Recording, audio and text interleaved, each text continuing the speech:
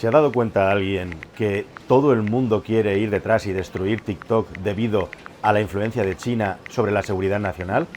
Cuando yo quise desconectar TikTok hace 3 años, me encontré con la oposición desde los rinos hasta los demócratas, con la oposición de todo el mundo. Incluso fueron a los juzgados en un esfuerzo para detenerme. Ahora se han dado cuenta de que tenía razón y han cambiado su idea. Tristemente tenía razón sobre todo. ¿Qué tal, mis queridos amigos? Bienvenidos a un nuevo viaje en el cascarón de nuez. Estas palabras están escritas por Donald Trump, Real Donald Trump, en su propia red social que creó cuando abandonó X. Y no estamos hablando de hace muchos años, estamos hablando del 8 de marzo del año 2023. Es decir, que ni siquiera hace 2 años, cuando Donald Trump se esforzaba por intentar hacer ver al mundo que era él quien había promovido la eliminación de TikTok en los Estados Unidos de América, cosa que empezó a promover precisamente en el año 20. Bueno, mucho tiempo más tarde, ya sabes lo que ha pasado, es una idea que los demócratas se apropiaron después de una investigación, hicieron todo el proceso para intentar que la firma desistiera de estar presente en Estados Unidos bajo control chino y les dieron un ultimátum: o se marchaban de Estados Unidos de América o la vendían a una empresa estadounidense. Al final nada de eso sucedió, se encomendaron a sus abogados y al final de todo este viaje, justamente un día antes de que Donald Trump llegara al poder, la red social TikTok acabó siendo cerrada. Y ahora Donald Trump se ha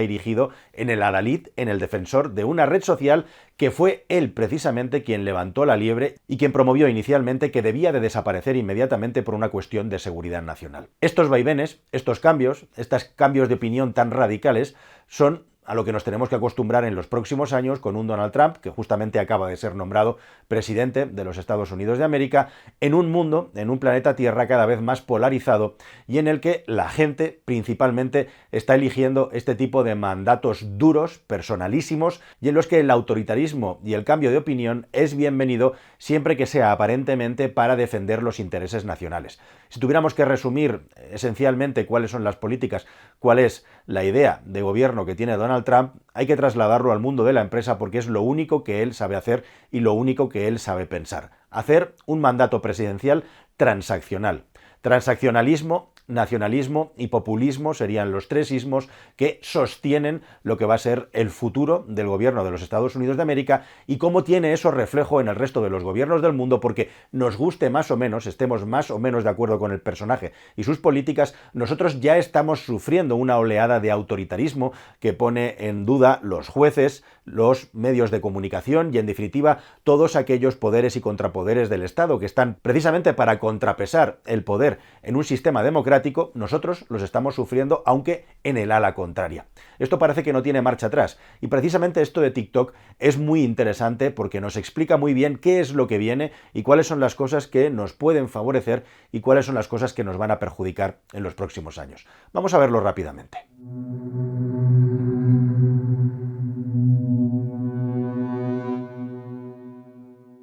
Bueno, este ejemplo de TikTok es muy bueno. Primero, Donald Trump promueve que se elimine. Llegan los demócratas y dicen, no solamente no lo vamos a cambiar, sino que lo vamos a llevar a cabo. Y lo consiguen. Y a continuación, Donald Trump promueve que TikTok no se elimine. Y su argumento, ojo, él no se esconde, su argumento no es en pos de la libertad de expresión. Ese argumento lo lleva más su Rasputín tecnológico, que es Elon Musk. Su argumento es que está agradecido a que un alto porcentaje de las personas menores de 34 años que están dentro de esa red social votaron al Partido Republicano. Es decir, que en este argumento, haciendo un análisis objetivo del argumento, Donald Trump estaría anteponiendo que las bases que sostienen esa red social están a favor suyo y le interesa que estén fuertes y que puedan seguir comunicando por encima de lo que se ha demostrado un peligro para la seguridad nacional del país, que es lo que él defendía. Así que al final lo que está haciendo Donald Trump objetivamente es anteponer los intereses propios y de su partido por encima teóricamente de la seguridad nacional, de la seguridad de su país. Esto, que resulta realmente llamativo y chocante,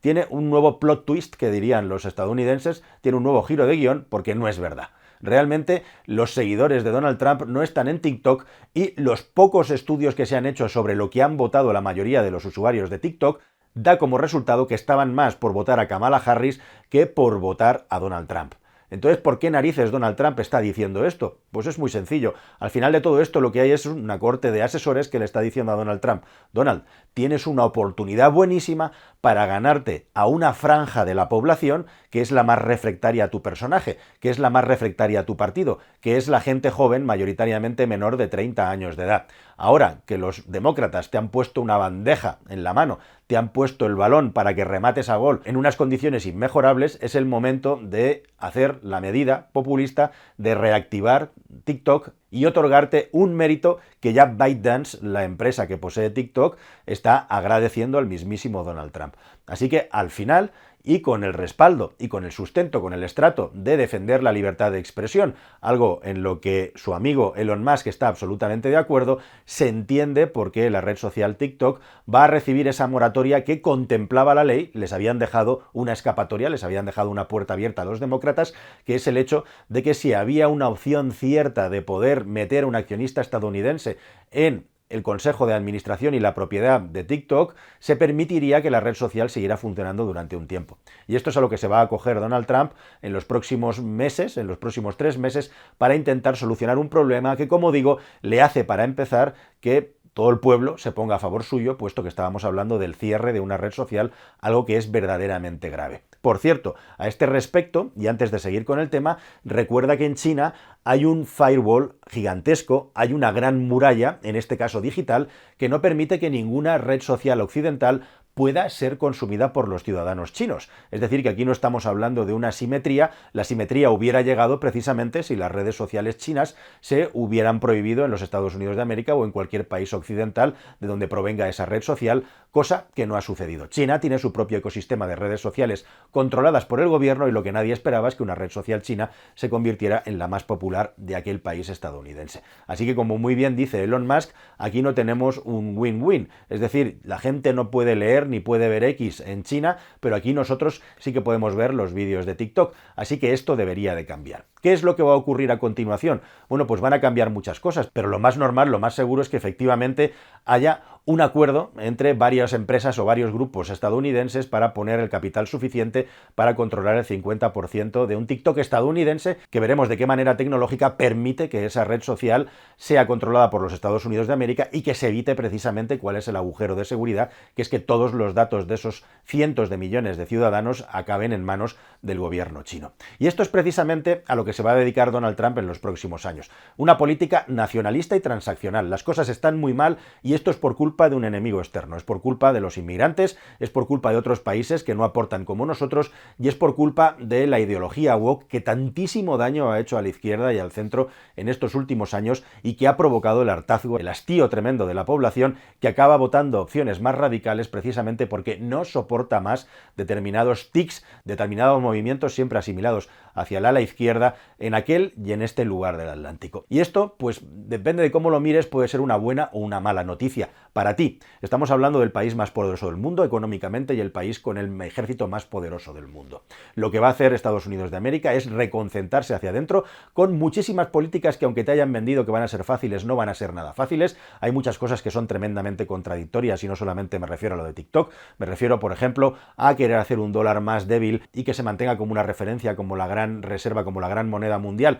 mientras al mismo tiempo quiere reindustrializar el país y que pase a ser un país no solamente de consumo, sino también de producción. Veremos cómo hace eso y, en definitiva, Donald Trump ha recogido el malestar tremendo que hay en la población de aquel país, con una inflación increíble y con unos gastos de la vida, con unos costes que hacen que docenas de millones de personas vivan en la pobreza o cerca de los umbrales de la pobreza, aunque tienen unos ingresos muy superiores a los que tenemos nosotros en este lado del Atlántico. Pero lo verdaderamente genuino, lo verdaderamente llamativo bajo mi punto de vista, es como absolutamente todo el espectro de los grandes magnates, de los grandes empresarios estadounidenses, desde los que estaban más identificados con una ideología como los que están identificados con otra, se han puesto de acuerdo para adaptarse y alinearse a favor del nuevo gobierno de Donald Trump, porque va a ser un gobierno muy fuerte que directamente patearía sus negocios y los pondría en situaciones comprometidas si no se ponen del lado del ganador, que al final es ponerse del lado de la patria, ponerse del lado de los Estados Unidos de América. Elon Musk fue el precursor de todo esto, un tipo que hace no tanto tiempo estaba escorado al ala demócrata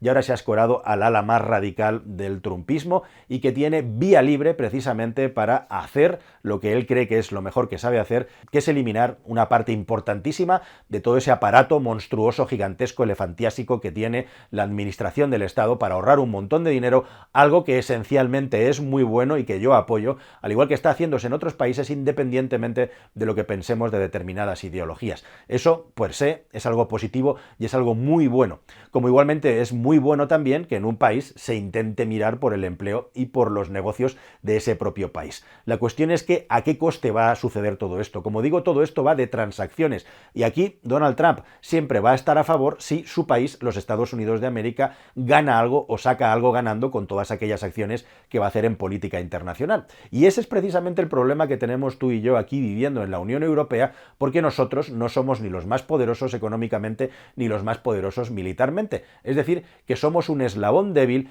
en un mundo, podríamos decir, totalmente polarizado, en el que hay una parte del mundo del desarrollo que necesita crecer y está mucho más alineada con las políticas de Donald Trump que con las políticas de la Unión Europea, y un mundo como el de Estados Unidos de América que ya es lo que es. Así que lo que queda entre medias en ese sándwich es una Unión Europea a la que cada vez se le va a disparar más desde el otro lado del Atlántico para dividirnos, para disgregarnos y para intentar dejar en evidencia cada vez más las políticas que estamos haciendo. Un punto muy llamativo. Mientras una horda de altos ejecutivos y de políticos de nuestro gobierno está cogiendo el avión para irse a Davos, solamente una persona, que no tiene nada que ver con la política, que es el presidente de la Cámara de Comercio hispano-estadounidense, se ha marchado a la toma de posesión del presidente de los Estados Unidos de América en aquel país, lo cual nos explica todo. Y nos explica todo también cómo va a haber un giro gigantesco en las políticas de inversión en aquel estado, y el mundo de las energías verdes, el mundo de la inversión en energías verdes, se puede ver duramente mutilado en aquel país en pos de hacer inversiones en infraestructuras, en carreteras, en puentes, en túneles, en definitiva, grandes obras públicas y también infraestructura en la red eléctrica en un país que tiene un atraso tremendo y que necesita una actualización gigantesca para poder competir precisamente con el gran gigante chino. Así que una de las cosas que van a ocurrir es que los Estados Unidos de América se va a meter en un bolsillo toda la inversión en transición verde o todas las ayudas, y los grandes fondos de inversión han respondido y están replicando este movimiento, eliminando, liquidando los gigantescos fondos verdes que habían juntado precisamente para acelerar la transición hacia las energías más verdes. ¿Qué reflejo va a tener todo esto en una Unión Europea que se queda completamente como una isla en medio del mundo, donde se va a promover el crecimiento económico con energía, la que sea, por encima de el decrecimiento y una transición verde que se ha demostrado súper dolorosa para la población y que ha generado un malestar que precisamente los movimientos más populistas están aprovechando para crecer, incluso tumbados a la Bartola y sin hacer nada, como sucede precisamente en España? Pues eso lo tendremos que ver en el futuro. Pero lo cierto es que la gran burbuja de la transición verde, el estrangulamiento de la población y de la economía por esa vía, se ha pinchado. Y una reflexión más relacionado con esto. Hacia lo que va la humanidad, si algo tenemos ahora claro, es que el gran movimiento es precisamente hacia tecnologías que son gigantescos consumidores de electricidad, gigantescos consumidores de energía. Hacen falta nuevas redes, hacen falta nuevas formas de energía lo más limpias posible, pero que sean capaces de dar servicio a este nuevo crecimiento de la economía que devora la electricidad, y todo eso parece que no conjuga muy bien con una economía basada esencialmente en las renovables y donde la nuclear probablemente va a jugar un papel primordial, fundamental, si todo esto va en la misma dirección. Y al mismo tiempo, entre medias, grandes personajes que tienen intimidad a Europa, como por ejemplo Vladimir Putin, van a tener ahora mucho más campo de juego, mucha más libertad para seguir ejecutando su plan, puesto que a los Estados Unidos de América esto no le interesa tanto como otras muchas cosas que quiere llevar a cabo en los próximos tiempos. Así que, queridos amigos, este es el caldo de cultivo en el que nos toca bucear, nos toca navegar, y por primera vez en la historia podríamos decir que la Unión Europea se enfrenta a una crisis que es igual o mucho más grave que la crisis del euro. De lo que salga de todo esto y cómo seamos capaces de negociar este nuevo orden mundial que nos acaba de dar un patadón para trasladarnos a la nueva época del nacionalismo antes de las dos guerras mundiales, y igualmente al populismo de los gobiernos fuertes que intentan controlar todos los mecanismos del Estado, dependerá nuestra supervivencia y nuestro bienestar futuro. Y recuérdalo, a pesar de todo, aquí es donde mejor se vive en el mundo, con bastante diferencia. Depende de nosotros, veremos qué pasa en el futuro, que esto siga siendo así. Hasta el siguiente vídeo, querida familia. Adiós.